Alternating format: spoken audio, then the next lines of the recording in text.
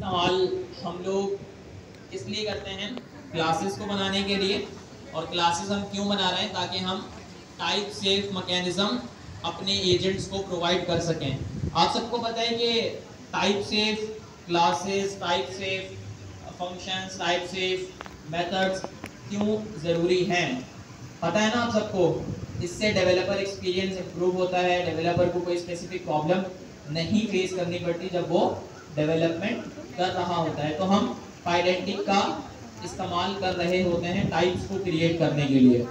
अच्छा, इसके बाद हम एजेंट्स के मॉड्यूल से हमने 5-6 चीज़ें इंपोर्ट की हैं। आप सबको पता है इनके बारे में। एजेंट है, दूसरे नंबर पर आप देखेंगे तो गार्डरेल फंक्शन आउटपुट की एक क्लास है।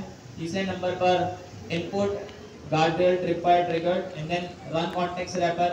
इस क्लास को आपने लास्ट क्लास में कवर अप किया था ना। कॉन्टेक्स्ट के लिए हम स्पेसिफिकली इसका इस्तेमाल करते हैं, या कॉन्टेक्स्ट को अपने रैप करने के लिए। अच्छा, इसके बाद रनर की क्लास है, T response input item and then input guardrail का स्पेसिफिक ये फंक्शन है या फिर डेकोरेटर है।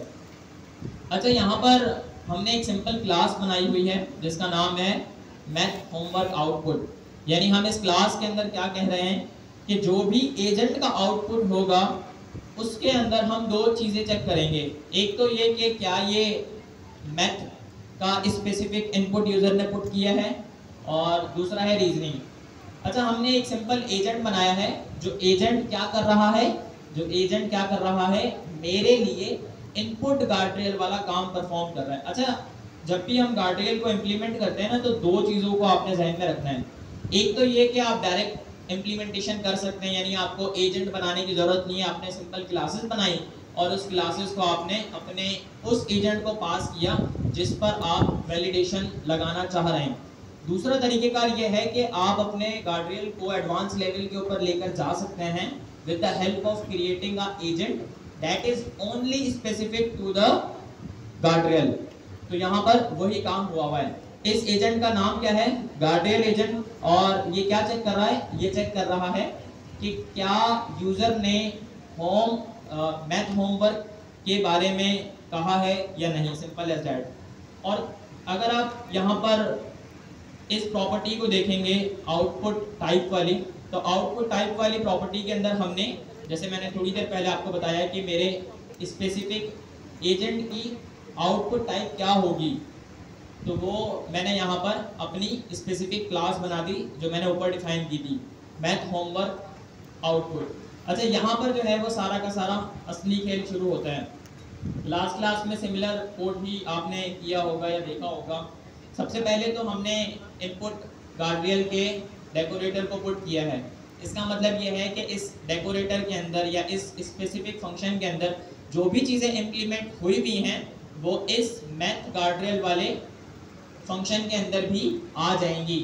डेकोरेटर का हम इसीलिए इस्तेमाल करते हैं ना, ताकि हम फंक्शंस को एक्सपेंड कर सकें, फंक्शन को क्या कर सकें? एक्सपेंड कर सकें। तो हमने यहाँ पर एक एसिंक्रोनस फंक्शन बनाया हुआ है मैथ गार्डरेल के नाम से, जिसके अंदर हमने कुछ पैरामीटर पास किए हुए हैं। पहला पैरामीटर मेरा कॉन्टेक्स्ट का है। इस कॉन्टेक्स्ट के अंदर मैंने रन कॉन्टेक्स्ट रैपर की क्लास को पास किया है।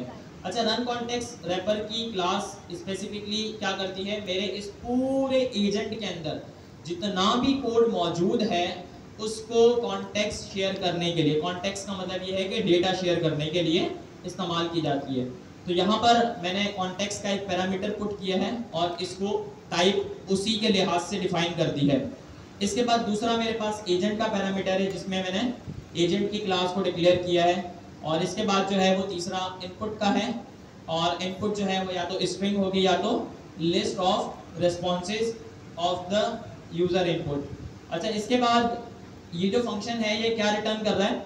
अच्छा, जब भी आप ये एरो देखें ना, तो एरो देखते ही आपको समझ जाना चाहिए कि ये जो फंक्शन है ये स्पेसिफिकली किसी स्पेसिफिक टाइप को देखकर अपना आंसर रिटर्न करेगा। तो यहाँ पर जिस टाइप को देखकर मैं अपना आंसर रिटर्न करवाना चाह रहा हूँ वो है गार्डरेल फंक्शन आउटपुट, जो मैंने एजेंट्स के मॉड्यूल से ऊपर इंपोर्ट की हुई है। अच्छा, इसके बाद कुछ भी नहीं किया, रिजल्ट का एक वेरिएबल बनाया which is an object here. क्योंकि ये एसिंक्रोनस फंक्शन है तो मुझे यहाँ पर अवेट लगाना पड़ रहा है। रनर की क्लास है, रन का मेथड है, आप सबको पता है। सबसे पहली चीज मैंने क्या पास की है, गार्डियल एजेंट जो ऊपर बनाया था, और उसके बाद ये यूजर का इनपुट जिसको मैं नीचे से लूंगा, अभी आपको दिखा रहा हूँ। उसके बाद जो है वो कॉन्टेक्स्ट। कॉन्टेक्स्ट डिटेल्स को भी कहते हैं, डेटा को भी कहते हैं। कॉन्टेक्स्ट की मल्टीपल मीनिंग्स होती हैं, जिसके बारे में यकीनन आपको अब अच्छे से इल्म होगा, क्योंकि लास्ट क्लास में आपने इसको किया भी था, होमवर्क प्रैक्टिस भी की थी एंड थिंग्स लाइक दैट। अच्छा, इसके बाद यहाँ पर एक रिटर्न स्टेटमेंट लगाई हुई है। अच्छा, रिटर्न स्टेटमेंट ये क्या एजेंट की लगाई हुई है या फिर फंक्शन की? फंक्शन की ना। तो फंक्शन की मैंने एक अदद रिटर्न स्टेटमेंट लगाई हुई है, जिसमें मैं कह रहा हूँ कि जो गार्डरेल फंक्शन आउटपुट की क्लास है, इसके अंदर से दो स्पेसिफिक चीजें निकालो। एक तो आउटपुट इन्फो के एजेंट ने या इस स्पेसिफिक फंक्शन ने क्या आउटपुट रिटर्न करवाया। अच्छा, ये जो फंक्शन है ना, ये एजेंट के साथ कनेक्ट हुआ हुआ है। ये जो फंक्शन है ये एजेंट के साथ कनेक्ट हुआ हुआ है। कैसे हुआ हुआ है?